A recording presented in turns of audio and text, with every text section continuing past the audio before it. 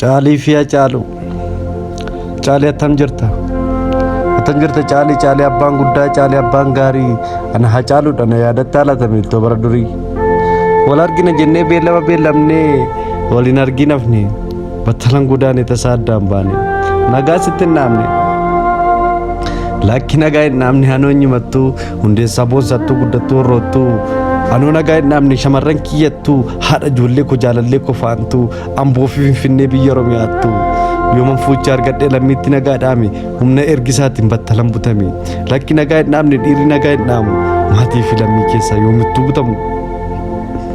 Dhugaatti oolmaati naaf ooltu wanti na gargaartu.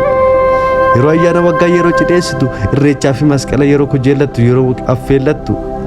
yeroo waaddee yeroo murtee waaddu akkuma ijoollee hankoos abbaa yaadu eeganii dhabanii hin dallanu hin gaddu adaraa yaa Caalii.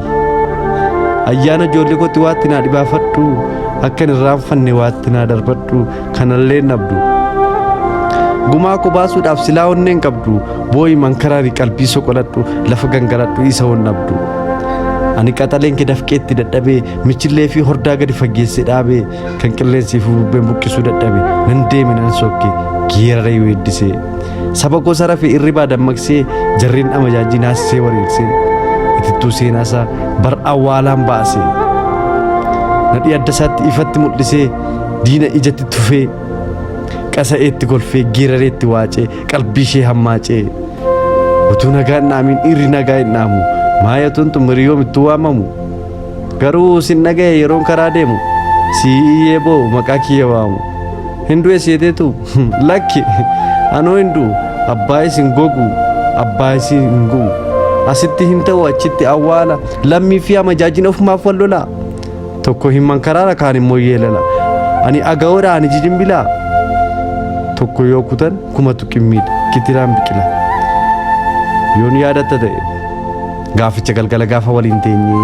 yoon battala deeme adaraa akkan boonye jedhee siin qoqqobee maaf naqaanisita addaan babayyiti maa boossee hirqita maaliif amajaajii nutti kofalchiista dhiiga nu lolaasu imimmaan lolaasta abadan hin kolfu malee hin boo afaan duwwaa kan ilkaan isaa dhabee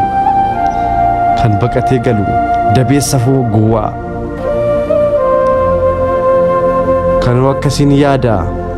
kan kee yaadi malee meenatti himi obbolee meenatti himi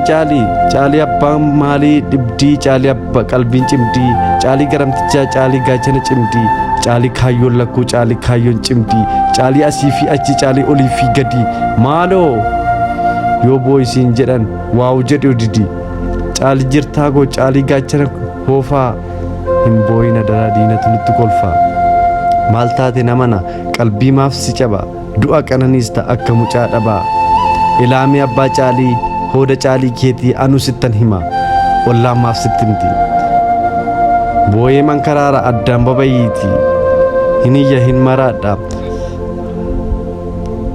akka haadhoreetti furrii fi imimmaan fuuldura of lolaasaa silas guddaa salphaa fardatu goondaa dheessa kaballaan hin boo'u qimmiidhaa dhambo'a maali uumaan isaan kun abshaala moo gowwaa Caalii rentee ba Caalii gaachanni waaqoo maaloo adaraa danfaa maaloo adaraa abbaa koo maaf goltee kiraa koo Caalii soo mana mujjaa kan eeboon bosoqqee yemmuu qimmiidamu deebisee hin qimmiiddu yeeboo harqee furrii fi imimmaan keessatti cuunfaa of keessa gad naqee safuu waaqa guddaa akkaniin fokkisuuf fuula itti flaaqee hin dhageenye laata moo dhageessa kaa'ee dhiirri qofaan boo'u gorsa obbo Tsaggaa'ee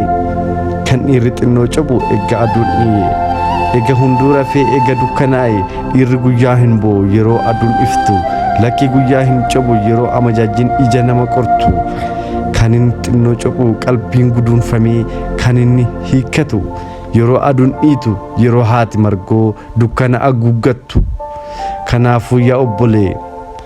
wanta sitti himu kan insiif mammaaku miirri kee cabaawa miira keessa danfe dafee wal haamaku akka waaqarfaasaa haqa qawweessu bakakkaa haa bakakkaa'u kan biraa Caalii koo akka tasaa ta'ee gaaficha galgala gaafa mana ba'e